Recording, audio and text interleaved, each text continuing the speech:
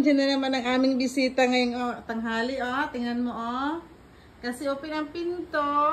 Ayan siya, ang aming bisita, ayan siya, Papasok pag alam ang pinto, Tapos ang isa naman, Ayan. Open ang pinto, in sa gawas. Yan siya, nagpapalamig sila, lalabas ng isa, lalabas na. Sinadya namin yan kasi pag sinasadya namin ang ubusan ng pinto ganitong oras, papasok yan siya galing sa labas. Dito siya nagpapalamig, May mga kuto yan. Alam mo, kahit maraming kuto yan, tinitingnan na lang namin ang kuto dyan, tinitiris namin. Bantayan lang namin. Kasi kawawa po siya. Mamayang hapon, parating sa hapon, doon naman siya sa labas magtatambay. Pagkain na naman yan, maghihingi naman ng pagkain yan, di ba? Hoy! Jide! Kawawa naman to siya,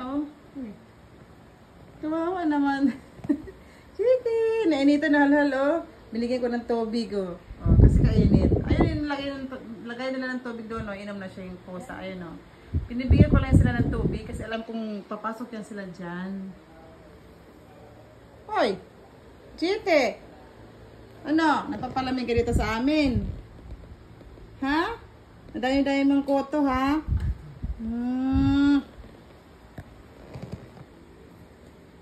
Halhal siya, tingnan nyo, halhal siya, Mabait to na aso. Kahit ganyan lang yan siya. Mabait yan. Pinapasok na lang namin yan dito sa bahay. Kasi grabe kainit,